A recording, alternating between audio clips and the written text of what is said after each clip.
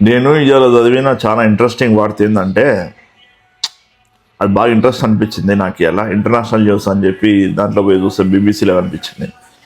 ఇవాళ కనిపించిన ఇంటర్నేషనల్ చాలా బాగా న్యూస్ ఏంటంటే, చూద్దామని పోయినా నాకు ఇంట్రెస్టింగ్ అనిపించిన వార్త ఏంది అంటే క్లియర్గా చెప్తా.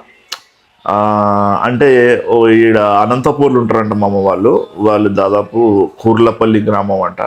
దాదాపు ఒకే కుటుంబంలో 83 మంది ఇప్పటికి ఉమ్మడి కుటుంబంగా తరతరాల నుంచి కలిసి అయితే ఉంటారంట. వాళ్ళు ఈరోజు కూడా పాపం అంతా కలిసి ఉండడము చాలా, వాళ్ళు కరెక్ట్గా వాళ్ళ పనులు వాళ్ళు చేసుకోవడము, ఇంతమంది కలిసి ఉండడం అంటే మామూలు విషయం కాదు. నాకు చాలా ఇంట్రెస్టింగ్ అనిపించింది. ఇంకో విషయం ఏంటి అంటే, వాళ్ళు దాదాపు అంటే పొద్దుగాల ఒక అర్ధ గంట సేపు టీ తాగేటప్పుడు డిసైడ్ చేసుకుంటారంట ఎవరి పనులు వాళ్ళు చేయాలి, ఎవరి పనులు ఏ పనులు ఎవరెవరు చేసుకోవాలి. ఆయన పేరు ముత్యాలప్పనంట. కుటుంబం పెద్ద పేరు హనుమంతరాయుడు అంట. ఇంకొక ఆయననేమో ముత్యాలప్ప అని ఉంటారంట. వీళ్ళిద్దరే నిర్ణయాలు అనేది తీసుకుంటా ఉంటారంట. మామ వాళ్ళు ఒక సాయంత్రం పూట బజ్జీలు తినాలనుకుంటే 15 కిలోల శనగపిండి లేవాల్సిందేనంట. ఆదివారం వచ్చిందంటే ఓ పొట్టేలు లేగాల్సిందేనంట. పండుగ వచ్చిందంటే 2 మేకలు లేవాల్సిందే, 20 కిలోల చికెన్ పడుతుందంట వాళ్ళ కుటుంబానికి. ఇంకోటి వాళ్ళ పిల్లలందరినీ దేంట్లో మన గవర్నమెంట్ స్కూళ్ళలోనే దాంట్లో చదివిస్తారంట. వాళ్ళ పిల్లల విభేదాలు రాకూడదు పిల్లల పెళ్ళిళ్ళల్లో అని చెప్పేసి ధర్మస్థల కాడ 9 మందికి వాళ్ళ కుటుంబంలో ఒకేసారి పెళ్ళిళ్ళు చేసిరంట. వాళ్ళ కుటుంబం చూస్తే చాలా చూడముచ్చటగా ఉంది మామ. కలిసి ఉంటే వాళ్ళు పాపము ఇంతకుముందు చాలా పేదరికం అనుభవించారంట. వాళ్ళు ఇంతకుముందు చాలా అంటే చాలా పేదరికం అనిపించిందంట. అంటే ఒకే పూట తినేవాళ్ళంట. అట్లాంటిది ఈరోజు 3 పూటలు ఇట్లా తిని ఆదివారం వచ్చిందంటే ఒక పొట్టేలు దిగి, అంటే వాళ్ళు జీవనాధారం అనేది చాలా మెరుగైందంట. కలిసి ఉంటే నష్టం కాదు మా అమ్మ, కలిసి ఉంటే టీం వైజ్ ఉంటే చాలా లాభాలు కూడా ఉంటాయి.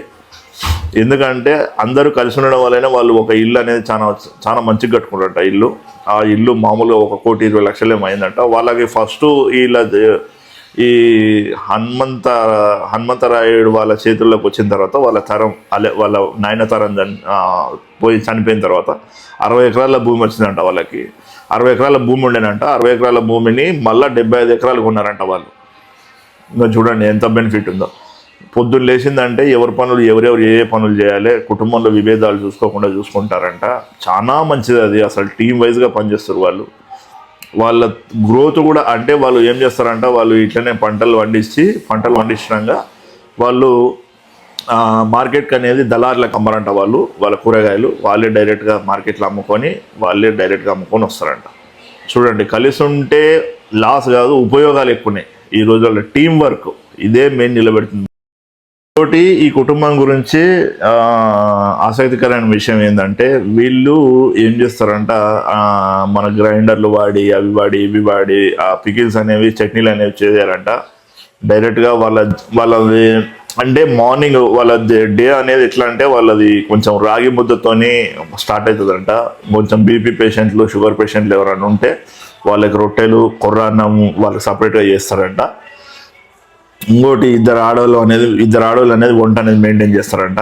వాళ్ళు అసలు ఒకసారి బజ్జీలు తినాలనుకుంటే దాదాపు 15 కిలోల శనగపిండి లేచిపోతుందంట వాళ్ళ ఇంట్లో. ఇంకోటి అంటే విడిపోతే వాళ్ళు ఇవన్నీ సాధించేటోళ్ళు కాదు అని వాళ్ళు చాలా కరెక్ట్గా చెప్తున్నారు. ఎందుకంటే టీం వైజ్గా పనిచేస్తారు వాళ్ళు. టీం వైజ్గా పనిచేస్తున్నందుకే వాళ్ళ గ్రోత్ అంతుంది. ఇక్కడ మన కంపెనీలు మనకి ఏం చెప్తున్నాయంటే, అదే టీం వైజ్గా పనిచేయండి.